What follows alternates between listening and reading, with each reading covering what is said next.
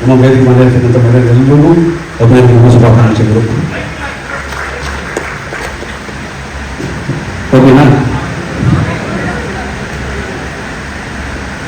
ಇವತ್ತು ನಿಜವಾಗ್ಲೂ ಒಂದು ಸಂತೋಷ ತಂದಿರತಕ್ಕಂಥ ವಿಷಯ ನನಗೆ. ಯಾಕೆಂದರೆ ಇದೇ ಸಿನಿಮಾ 3 ದಿವಸ ಆಚರಿಸಿದಾಗ ಚೌಡಯ್ಯನಲ್ಲಿ ಬಾಬು ಒಂದು ಫಂಕ್ಷನ್ ಮಾಡಿದ್ರು. ಆ ದಿನ ನೆನಪಾಗ್ತಾ ಇದೆ ನನಗೆ. ಇದೇ ಥರ ವೇದಿಕೆ ಮೇಲೆ ನಾವು ವಿಷ್ಣುವರ್ಧನ್ ಸರ್, ಪ್ರಿಯಾಂಕಾ ಮೇಡಮ್ ಎಲ್ಲ ಕೂತಿದ್ವಿ. ಆವತ್ತು ಅನೇಕ ಸಂತೋಷ ವಿಷಯಗಳನ್ನ ಹಂಚ್ಕೊಂಡಿದ್ವಿ. ಆ ದಿನ ನನಗೆ ಇವತ್ತು ನೆನಪಾಗ್ತಾ ಇದೆ ವೇದಿಕೆ ಮೇಲೆ ಕೂತಾಗ. ವಿಷ್ಣು ಸರ್ ಜೊತೆಯಲ್ಲಿ ಪ್ರಯಾಣ ದೊಡ್ಡ ಪ್ರಯಾಣ ನಮ್ಮದು.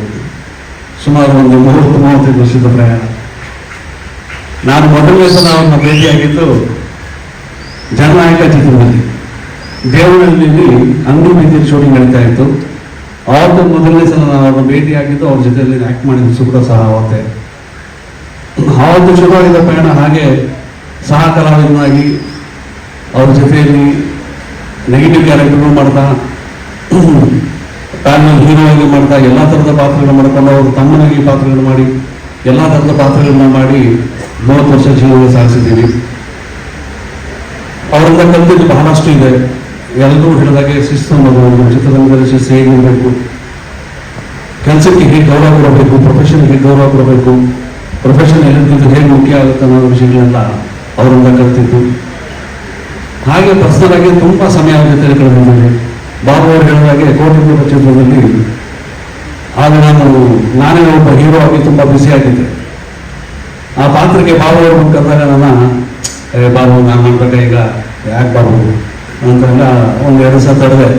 ಆಮೇಲೆ ಬಾಬು ಬಂದು ವಿಷ್ಣು ಸರ್ ಹೇಳ್ತಿದ್ದಾರೆ, ದೇವರು ಇರಬೇಕು ನನ್ನ ಜೊತೆಯಲ್ಲಿ ಬಾಂಬು ಅದೇನು ಮಾಡ್ತೀನಿ ಗೊತ್ತಿಲ್ಲ. ಅದು ಸೂರಪ್ಪ, ಅದು ಸೂರಪ್ಪ ಕರೆದಿದ್ದು. ಸೂರಪ್ಪ ಪಿಕ್ಚರ್ಗೆ ಮಾತಾಡಲಿಲ್ಲ. ಒಂದು ಜ್ಞಾಪಿಸ್ಬಿಡ್ತೀನಿ.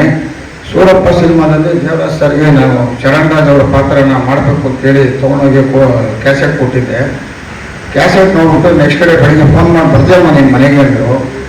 ಹೋದೆ, ಗಣೇಶ್ ದಯವಿಟ್ಟು ಇದನ್ನು ಕೇಳಿಸ್ಕೊಳ್ಳಿ, ಸೂರಪ್ಪ ಸಿನಿಮಾದ್ದು ಮಾರನೇ ದಿನ ನನ್ನ ಮನೆಗೆ ಕರೆದ್ರು.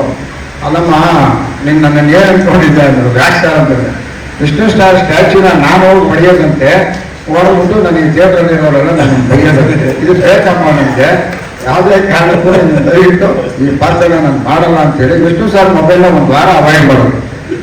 ಆಮೇಲೆ ನಾನು ಹೇಳ್ಬಿಟ್ಟೆ. ಅದಕ್ಕೆ ವಿಷ್ಣು ಸರ್ಗೆ ಇವರೇ ಫೋನ್ ಮಾಡಿ, ಸರ್ ನೀವು ಏನು ಪಾತ್ರ ಕೊಟ್ಟರು ನಾನು ಮಾಡ್ತೀನಿ, ನಿಮ್ಮ ಸ್ಟ್ಯಾಚ್ಯೂನ ಹೊಡೆದು ಥಿಯೇಟ್ರಲ್ಲಿ ಬೇರೆಯವ್ರನ್ನೆಲ್ಲ ಕರೀತಾರೆ ಸರ್, ಬೇಡ ಸರ್ ಅಂತೇಳಿ ಈ ಥರ ತಪ್ಪಿಸ್ಕೊಂಡ್ರು. ಆದರೆ ನೆಕ್ಸ್ಟ್ ಇಮಿಡಿಯೇಟ್ ಆಗಿ ಕೊಂಡಿರೋಪ್ಪ ಸಿನಿಮಾದಲ್ಲಿ ಏನೋ ಮಾತಾಡಿದ್ರೆ ಬಾಗಿಗೆ ಬಂದು ಆ ಪಾತ್ರನ ಮಾಡ್ಕೊಟ್ರು. ಅದು ಅವ್ರ ಬಗ್ಗೆ ಇದ್ದಂಥ ಒಂದು ಪ್ರೀತಿಯ ಒಂದು ಗೌರವ, ಅದರಿಂದ ಆ ರೀತಿ ಪಾತ್ರ ಮಾಡೋದಕ್ಕೆ ನಾನು ಒಪ್ಕೊಂಡಿರಲಿಲ್ಲ. ಅವರು ಮೊದಲೊಬ್ಬ ಸೀನಿಯರ್ ಹೀರೋ, ಸೂಪರ್ ಸ್ಟಾರ್ ಆಗಿದ್ದಾಗ ನಾನು ಅವ್ರ ಜೊತೆಯಲ್ಲಿ ಒಬ್ಬ ವಿಲನ್ನ ಕೆಲಸ ಮಾಡ್ತಿದ್ದಾಗ ನನಗೆ ಪರಿಚಯ ಆಗಿ ಸ್ನೇಹ ಬೆಳೀತು.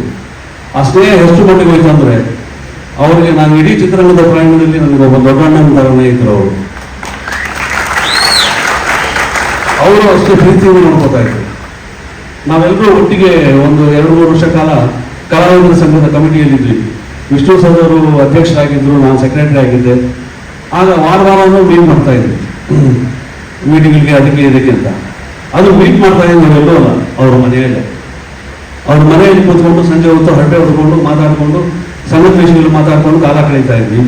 ಆಗ ಎಷ್ಟೋ ಸಲ ಇವತ್ತು ಭಾರತಿ ಮೇಡಮ್ ಅವರು ಇದ್ದರೆ ಚೆನ್ನಾಗಿತ್ತು.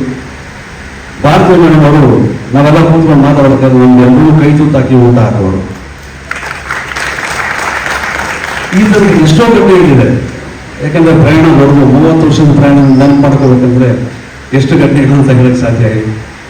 ಹಾಗೆ ಅವ್ರ ಜೊತೆಯಲ್ಲಿ ಅಪ್ಪ ಸಿನಿಮಾದಲ್ಲಿ ಕಳೆದಾಗ ಅದು ನಿಜವಾಗ್ಲೂ ನಮ್ಮ ಜೀವನದಲ್ಲಿ ಆ ಚಿತ್ರದಲ್ಲಿ ನಡೆಸಿದಂಥ ನಾವು 5 ಜನ ನಾಯಕರು, ವಿಷ್ಣು ಸರ್, ಅಂಬರೀಷ್ ಅವರು, ನಾನು, ಶಶಿಕುಮಾರ್, ರಾಮ್ಕುಮಾರ್ ಅವರು, ಆ 45 ದಿವಸ ಒಂದು ಹಬ್ಬದ ವಾತಾವರಣದಲ್ಲಿ ನಾವೆಲ್ಲರೂ ಒಟ್ಟಿಗೆ ಅಣ್ಣ ತಮ್ಮಂದಿರ ರೀತಿಯಲ್ಲಿ ಆ ಚಿತ್ರಣದಲ್ಲಿ ಭಾಗವಹಿಸಿದ್ವಿ ನಾವು. ಆ ನೆನಪು ಎಷ್ಟು ಸರಿಯಾಗಿದೆ ನನಗೆ ಅಂದರೆ ಇವತ್ತು ಹಸಿರಾಗಿದೆ. ಈ ನೆನಪುಗಳೆಲ್ಲ ಹಸಿರಾಗಿರೋದಕ್ಕೆ ಕಾರಣ ಆ ವ್ಯಕ್ತಿತ್ವ. ಯಾವುದೇ ಒಬ್ಬ ವ್ಯಕ್ತಿಯಲ್ಲಿ ಅವರು ನೋಡಿದ ಕೂಡ ನಮಗೆ ಅವ್ರು ಯಾರಪ್ಪ ಇವರು, ಅವ್ರು ಗೌರವ ಕೊಡಬೇಕು, ಇವ್ರನ್ನ ಮಾಡಬೇಕು ಅನ್ನೋ ಭಾವನೆಗಳೆಲ್ಲ ಬರುತ್ತೆ. ಆ ಭಾವನೆಗಳೆಲ್ಲ ಬರೋದು ಇಂಥ ಕೆಲವು ವ್ಯಕ್ತಿಗಳು ನೋಡಿದಾಗ ಮಾತ್ರ ನಾವು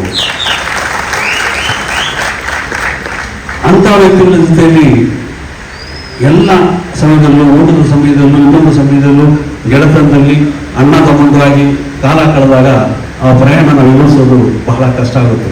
ಅದೆಲ್ಲ ಭಾವನೆಗಳು ನನ್ನ ಮನಸ್ಸಲ್ಲಿದೆ. ಅದಕ್ಕೆ ಅವರ ಜೊತೆಲಿ ಕಳೆದಂಥ ಕಾಲ ಯಾವಾಗಲೂ ನನ್ನ ಮನಸ್ಸಲ್ಲಿ ಹಸಿರಾಗಿರುತ್ತೆ. ಆ ಉಸಿರಲ್ಲಿ ಉಸಿರಾಗಿ ಯಾವತ್ತೂ ಇರುತ್ತೆ ಅಂತ ಹೇಳೋದಕ್ಕೆ ಇಷ್ಟಪಡ್ತೀನಿ. ಅವ್ರನ್ನ ಮರೆಯೋದಕ್ಕೆ ಸಾಧ್ಯವೇ ಇಲ್ಲ ನಮ್ಮ ಉಸಿರೋರು. ಅಂಥ ಒಂದು ಪ್ರಯಾಣ ಸಾಗಿಸಿದ್ದೀನಿ. ಅವ್ರ ಜೊತೆಲಿ ಆ ಪ್ರಯಾಣ ಮಾಡೋದಕ್ಕೆ ನಮ್ಮ ಅನುಕೂಲ ಮಾಡಿಕೊಡೋದ್ರ ನಮ್ಮ ನಿರ್ಮಾಪಕರಾಗಲಿ, ನಿರ್ದೇಶಕರಾಗಲಿ, ಇಂಥವ್ರಿಗೆಲ್ಲ ನಾವು ಧನ್ಯವಾದಗಳು ಹೇಳಬೇಕು. ಅಂಥ ಕಲಾವಿದರಲ್ಲಿ ನಾವು ಕೆಲಸ ಮಾಡೋದಕ್ಕೆ ಅವಕಾಶ ಮಾಡಿಕೊಟ್ಟಿದ್ದಕ್ಕೆ, ಅದೆಲ್ಲ ಮಾಡಿ ಆ ಪ್ರಯಾಣ ಮಾಡಿದ್ದಕ್ಕೆ ಇವತ್ತು ನೀವು ಮುಂದೆ ನಿಂತಿದ್ದೀನಿ. ನಿಮ್ಮ ಮುಂದೆ ನಿಂತು ನಿಮಗೆ ಧನ್ಯವಾದಗಳು ಹೇಳ್ತೀನಿ. ನಿಮ್ಮ ಅಭಿಮಾನಕ್ಕೆ, ಪ್ರೀತಿಗೆ ಸದಾ ಹೀಗೆ ಇರಲಿ ಅಂತ ಕೇಳ್ಕೊಂಡು ನಾನು ಮಾತು ಮುಗಿಸ್ತೀನಿ. ಇನ್ನು ಉಪೇಂದ್ರ ಅವರು, ಗಣೇಶ್ ಅವರಿದ್ದಾರೆ, ಅವ್ರೆಲ್ಲ ಭಾಳ ಸ್ವಾರಸ್ಯವಾಗಿ ಮಾತಾಡ್ತಾರೆ. ಅವ್ರ ಮಾತನ್ನ ಕೇಳಿ